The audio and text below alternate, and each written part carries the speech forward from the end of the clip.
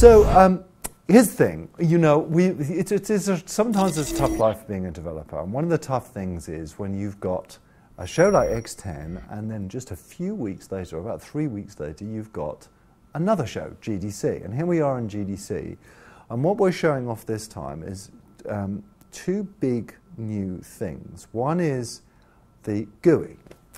And, you know, the graphical user interface, that's what GUI stands for. Can there be anything more boring than that? You know, we normally ignore it, and, you know, the last thing you show is your GUI. And on Fable 1 and 2, our GUI was lists of things, list after list after list of clothes and weapons and level up things and ability spending stuff. And what we realized is that whilst a lot of our core gamers are fine with lists, they're okay with lists, and they're used to this, a lot of people that really can't be bothered to sort through 325 items to select the clothing they want to wear, were just not using it at all. They just wouldn't use it. People didn't change their costumes. They didn't level up properly because they found it so painful to use those lists. So we said, right, Fable 3, no lists.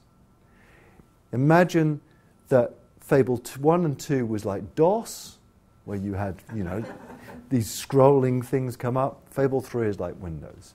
Everything that we had in a 2D list is now in the world. So you've got this thing called your guild chambers. In your guild chambers, there is your butler, your manservant. He tries to do the best thing for you. His voice is actually the voice of John Cleese, one of the top people in Monty Python. He is incredibly funny. He's going to be suggesting the right things for you to wear, the right weapons for you to use. He's going to be commenting on some of your morally questionable decisions that you've made as king.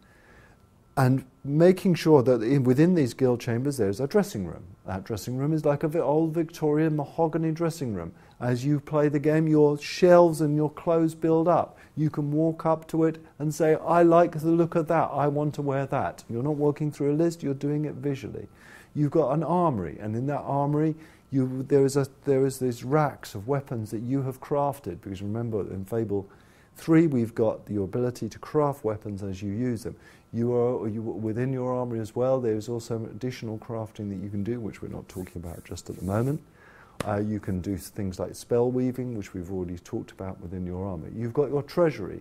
In your treasury you have a mountain of gold that you can use touch to rub gold over your naked body, if that's so, if it appeals to you. You've got your achievement room where visually you can see your achievements. That's all great. Also in your guild chambers we have the war room. In your war room is your map. The map in Fable 2 was rubbish. It was a horrible little round thing. The map in Fable 3 is a living, dynamic map where you can see the world still going on. It's a all the world simulation is still on there. You can watch your wife walk out of her house, walk into your best friend's house, spend 20 minutes there and walk out back again. You can see all these things. That makes you feel more kingly and more powerful. Okay, at the start of the game, and this is in fact this is a spoiler I'm giving you, and you know it's a spoiler warning. At the start of the game you just think it's just a normal map. You just think, oh, it's just like a map I've seen in other games before. You'll be intrigued that there's this strange continent over the other side of the world, which we call Aurora. And then as we just like any other game mechanic, just within Fable or within other games, you measure how often you unleash a new feature. We are unlocking new features within that map. So one of the things that you can do, for example, you can see where all your friends are in the Fable map, because you're all linked together in a kind of social way. So I can see, oh, you're over in Millfields at the moment. I'll just pop in there and see what you're up to.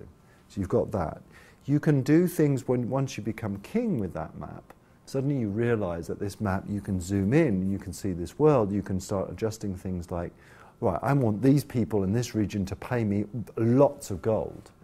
And if they don't pay me lots of gold, I'm going to pass a judgment on these people. I'm going to, you know, I want this place here, I want to tear down all those factories and I want to plant trees again.